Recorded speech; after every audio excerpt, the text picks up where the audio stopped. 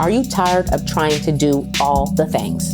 All you really want is to gain more energy and look better naked, or sometimes just not die walking up the stairs. Hi, I'm Dr. Letitia. I'm a physical therapist, run a nutrition coach that loves coffee, wine, and tacos. But my most important job is as wife and mother. I love helping others move, feel, and perform at their best without relying on pain meds or surgeries so that you can live your best life. The Get Fit Indie Show is for you if you believe fitness includes fueling your body and mind for life and wellness. Every week, we're going to deliver more natural ways to gain more energy, look and feel better naked, and have fun doing it. We love to support indie area local business, so highlighting healthier options, activities, and things to help you take action will be on tap as well. Have you or are you trying to find ways to live more naturally? Or what about finding things to do in the indie area to help keep you active, mobile, and fit? Well, these are just two of the topics you'll find my guests and I discussing each week on the Get Fit Indie podcast show. Learn how to take action by making small changes in the way you eat, think, and move. Be sure to subscribe to the Get Fit Indie podcast and join the Get Fit Indie with Dr. Letitia Facebook group.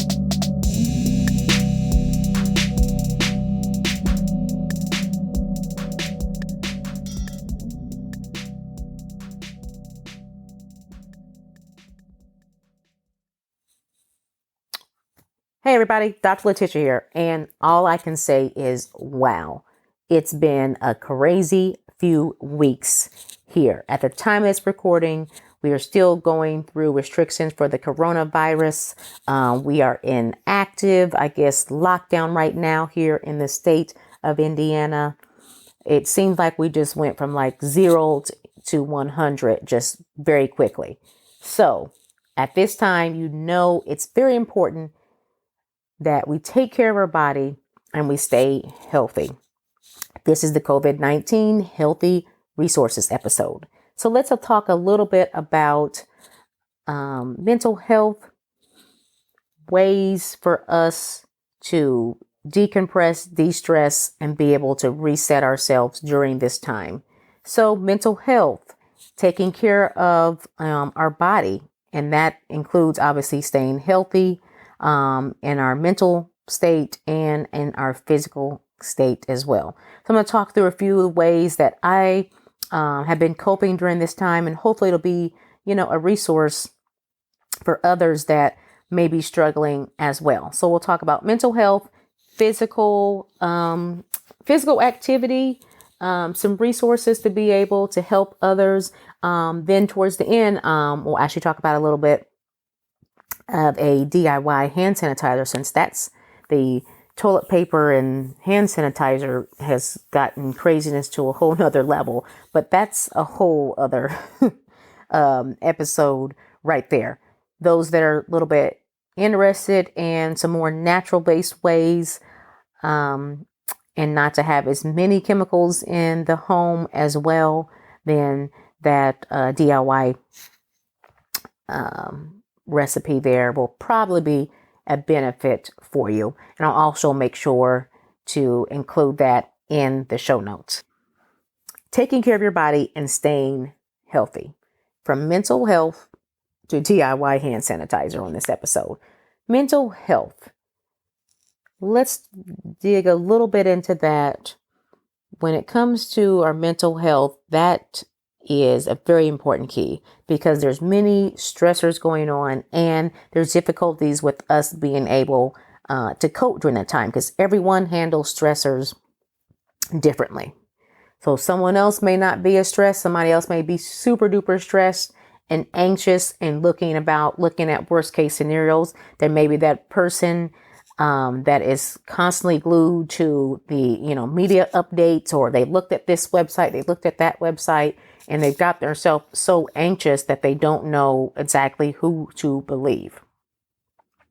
That is also a way for now that some of our elderly population, or those people that live by themselves, where isolation and depression are very real. So if you already have a history of depression, or you had a tendency to get down a little bit during these times. It's really intensified when there's an external stressor going on. So a quick story about isolation and depression being very real. I have a current client here that's an elderly client that I do see in their home, and I also provide some personal chef services for them as well. I'm able to see this individual a couple times a week, but he is certainly more isolated. He has a few other people that he has correspondence with, but he's pretty much where he's in the home. He's able to move. He's able to be in control of a variety of things, but he is, for the most part, isolated. So going in to see him the other day, and he was just so grateful and appreciative that I was coming in to check on him and that he had resources and he had to be able to have access to people to come in and see how he was doing. And we always have a time at the beginning or towards the end of our session in which we have a quiet reflection time. He has this gong type situation thing. I'm not exactly sure what it is, in which he hits the gong and then we have a brief moment of silence. So we just kind of reset our thoughts, have that time of quietness, and then sometimes we may have a reflective thought after that. So after we did that, I actually volunteered and I hit the little gong thing, and he said, and then we had a quiet time, and then he said, "Oh, thanks for that." And I said, "Well, one thing that I am reflecting and thankful for today is that I'm able to come over here and help others, and be able to be a resource and help people maintain that human connection." And then as soon as I said that thing about human connection, he grabbed my hand and I could just see the tears that were getting ready that were welling up in his eyes. And it made me, I'm like, oh my gosh, I can't be in here crying too. So he just kind of like took some breaths, held my hand for a little bit. We just kind of worked our way through it, just sat there for a quiet time. And he was like, "Yes, you're right. I am really so grateful for you being here." And that just kind of set, I mean, like, how many more people are very isolated and don't have where people come in to see them, talk to them even over the phone, do FaceTime or Zoom or Skype or whatever you want to do, that are sinking further into immobility, isolation, depression, all those things above. So be thankful for resources that we do have available. So these are things, here's a couple of areas that I like to focus on. Okay. Prayer, meditation, exercise, fueling my body for wellness, and obviously listening to a little bit of music. Now, music has the power to make you hype, fight, or cry, or anything else in between that. But we're going to talk a little bit more about, break down those areas that you can seek out and maybe begin to rely on during this time. So let's talk about taking care of our body, trying to stay healthy. This may seem obvious or not, but stress will eat you alive. Let's talk about cortisol. If you haven't heard about already, some of us are probably maybe familiar, but cortisol equals the stress hormone. Essentially, it's your body's built-in alarm system.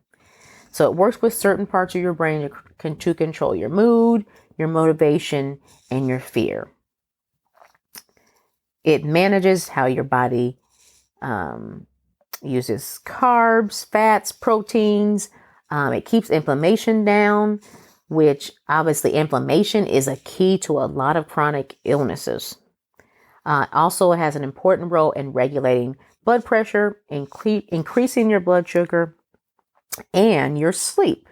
Regulates how well you're able to rest and sleep. So you might be thinking, "Ooh, I'm probably all out of whack," because all those areas, you probably feel like you have some issue with one or many of those areas, but it's all good.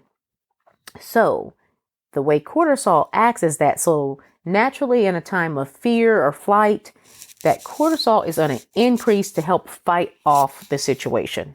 And then after it increases, it fights off the area, it naturally goes back down. But What if you're living in a constant state of fight, or your alarm keeps going on, like now with a pandemic going on? So now anxiety, depression, weight gain, difficulty sleeping, headaches, difficulty with concentration, and etc. is continuing to be heightened, because those cortisol level is continuing to be in fight mode because all of these areas that are going on around us right now. So what do? We tap into our body's natural painkillers and mood booster endorphins. Yes, endorphins. Who knows this line and from what movie? I just don't think Brooke could have done this. Exercise gives you endorphins. Endorphin makes you happy. Happy people just don't shoot their husbands. Yes, I do know the movie. If you know the movie, please drop me a message with that movie. And I'd love to watch that movie. I'm going to probably have to watch it again. So the endorphins are a group of hormones that are released from the brain. They result in an analgesic or a pain relief effect. So we need those endorphins to decrease all the noise with those cortisol going all crazy. So what are a way that we can help with decreasing or increasing or getting those good endorphins ready for action? So some of us probably need a lot of exercise anyways, because we're cooped up with our spouses at home. But you know that there's some small changes that we can make right now to help with decreasing some of those fears, anxieties, decreasing those cortisol levels so that we won't be in a constant state of fight, and go without being able to calm down. So in the words of Elle, we need to ramp up them endorphins.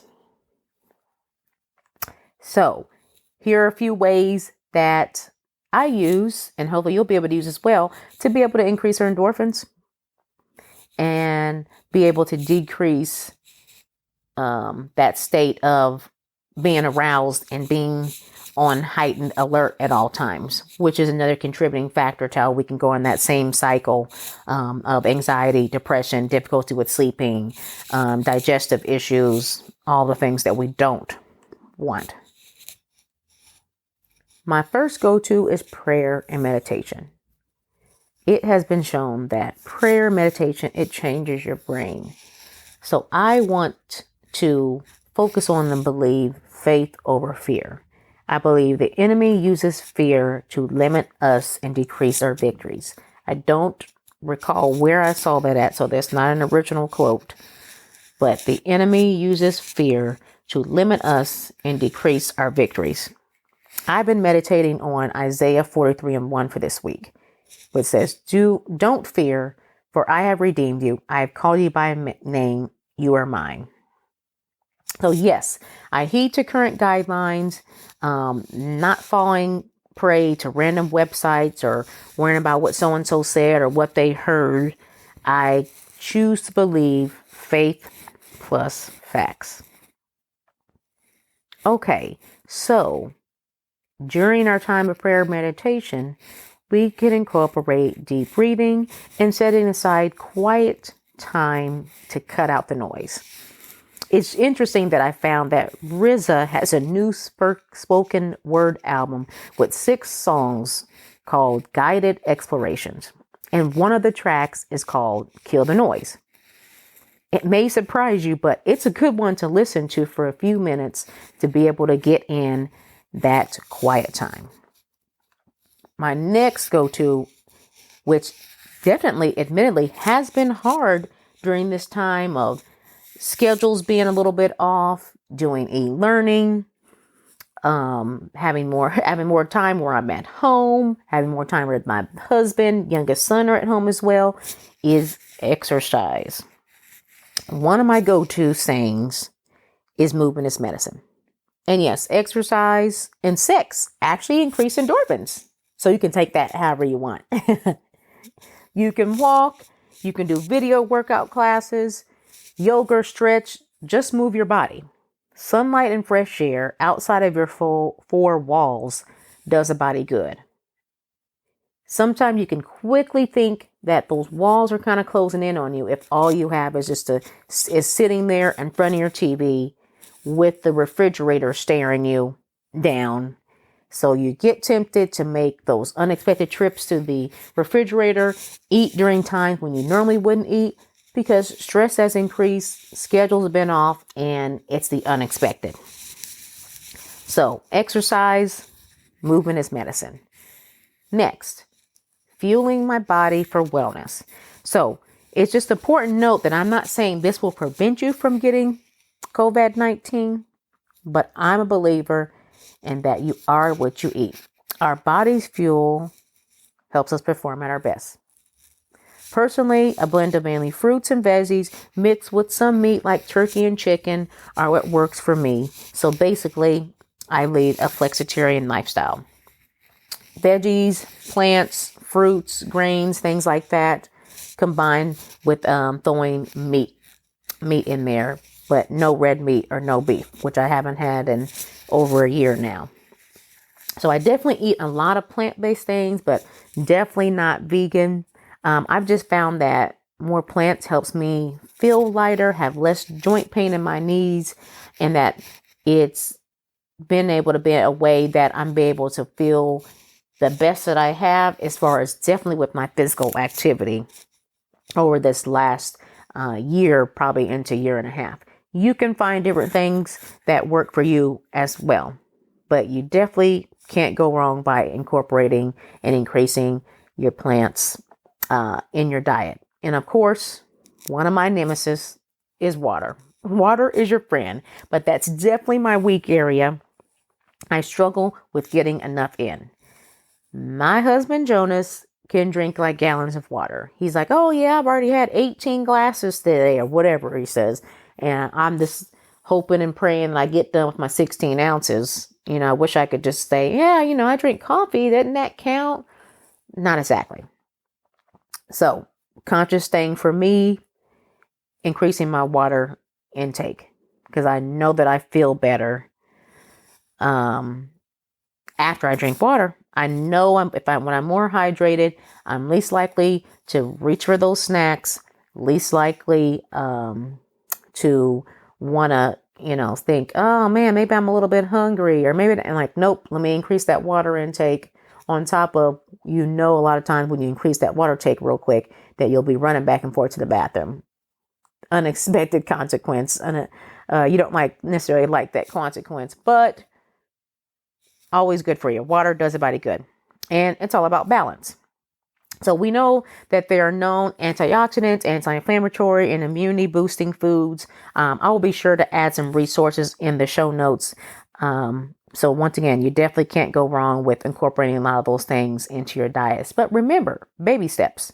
You can't change everything all at the same time. You try to do that, then you'll fail at all of them. Begin with focusing on one change for this week and next.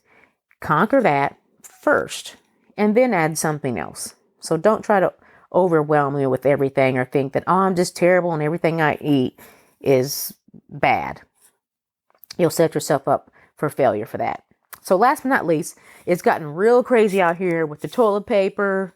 No, I don't have any DIY toilet paper recipes, but I do have a few hand sanitizer recipes.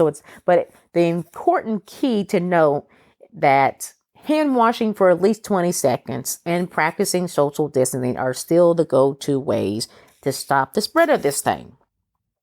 So most of us, if we are in place at home, we don't need gobs and gobs of hand sanitizer. You might better just use those if you have to go out for your essential travel in your job. So at home, always go to, and as soon as you can, is going to be washing your hands, soap and water, at least 20 seconds. And of course, right now, the CDC doesn't recommend that you make your own sanitizer. But if you like more natural options and you like doing things DIY and you'll be able to find another resource to be able to still use some natural cleaning, hand sanitizer, this thing may work for you.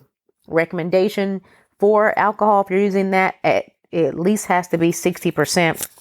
I think it's even greater if you go up to like 90% as far as the your options for rubbing alcohol. So the key component for sanitizer is going to be the alcohol, and then people also add the aloe vera because that eases the harshness of the alcohol. No one's just pouring just straight alcohol in their hands because that might not go too well with your skin. And then also individuals adding essential oils like tea tree and lavender as well. So one option is a 2-to-1 ratio for rubbing alcohol, aloe vera, and then some drops of your favorite essential oils if you choose to do so. Second option that I've seen is using witch hazel, which is basically like one of the main ingredients in like skin astringents, that stuff that kind of sting low. You have a little pizza face and you use a little astringent to help with your acne. Witch hazel is something that's an alternative that you can use well. So the second option is a witch hazel, aloe vera, and essential oil blend. So once again, not necessarily endorsing these. These are some options that you can create that are more natural. That if you choose to do so, I will post the recipes so that you get the details for those in my private Facebook group, Get Fit Indie with Dr. Letitia. If you want to join that, hint, hint, you can have access to bonus freebies, free workouts, and encouragement. So make sure you do join that and make sure to answer all of the membership questions so that you can gain admission into the group. Hey everyone, thanks for listening to the show. I know there are a million other things you could be doing, and you probably were doing as you were listening. I got all the love for you. Check out the show notes to grab any tidbits or tools that were discussed today. Be sure to subscribe via Apple, Google, or whatever floats your fancy. You don't want to miss next week's show. Until next time, God bless, health is wealth, and remember, every day is a chance to live your best life.